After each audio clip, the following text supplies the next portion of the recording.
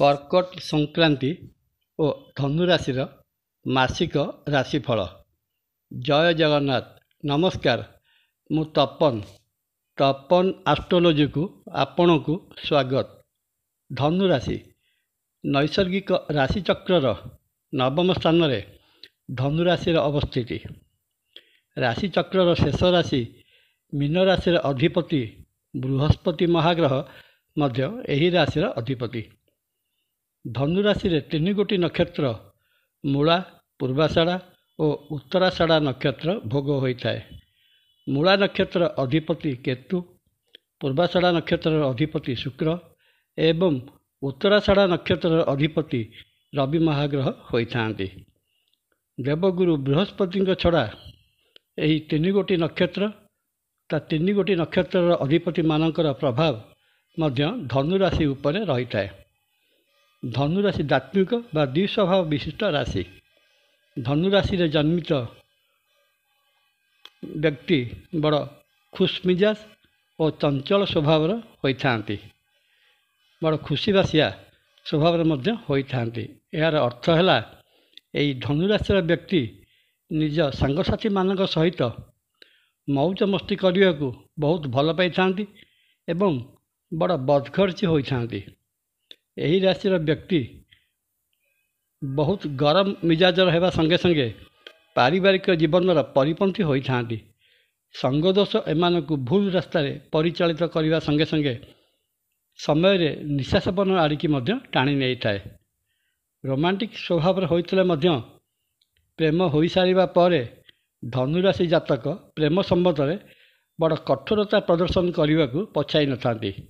ଧନୁରାଶିର ବ୍ୟକ୍ତି ବହୁତ ଲୋକପ୍ରିୟ ହୋଇଥିବାରୁ ସାମାଜିକ ଜୀବନରେ ସମସ୍ତଙ୍କ ଦ୍ୱାରା ଗ୍ରହଣୀୟ ହୋଇଥାନ୍ତି, ତ ରାଜନୈତିକ ଜୀବନରେ ସୁଯୋଗ ମିଳିଲେ ନେତୃତ୍ୱ ପାଖରେ ପହଞ୍ଚିବାକୁ ଶୀର୍ଷ ନେତୃତ୍ୱ ପାଖରେ ପହଞ୍ଚିବାକୁ ଏମାନେ ପଛେଇ ନଥାନ୍ତି ଅଥବା ନିଜେ ଶାସନକର୍ତ୍ତା ବା ଶୀର୍ଷ ନେତୃତ୍ୱ ମଧ୍ୟ ହୋଇପାରିଥାନ୍ତି।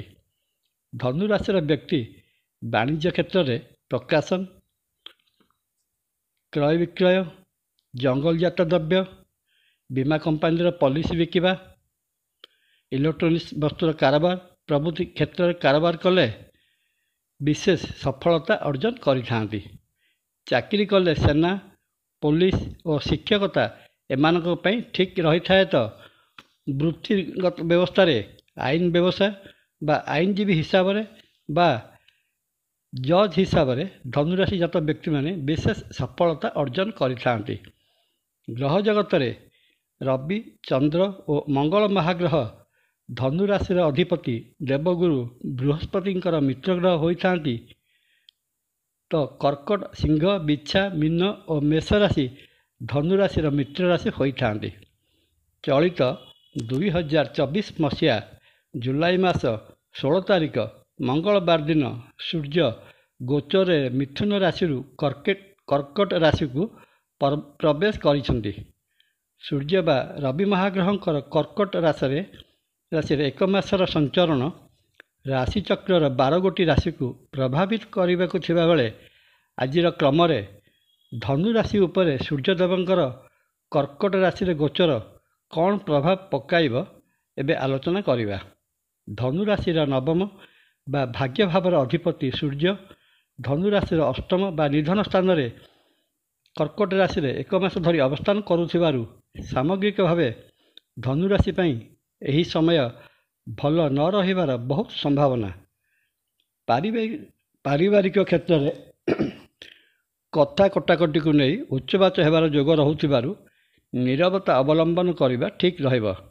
ଧନକ୍ଷେତ୍ରକୁ ରବି ମହାଗ୍ରହଙ୍କର ବୈର ଦୃଷ୍ଟି ଧନକ୍ଷେତ୍ରକୁ ପ୍ରଭାବିତ କରିବା ସଙ୍ଗେ ସଙ୍ଗେ ଧନକ୍ଷେତ୍ରରେ ଅସ୍ଥିରତା ଆଣିବାର ବହୁତ ସମ୍ଭାବନା। ସମୟରେ ନିଜେ କହିଥିବା କଥାକୁ ନେଇ ନିଜେ ଲଜ୍ଜିତ ହୋଇପାରନ୍ତି।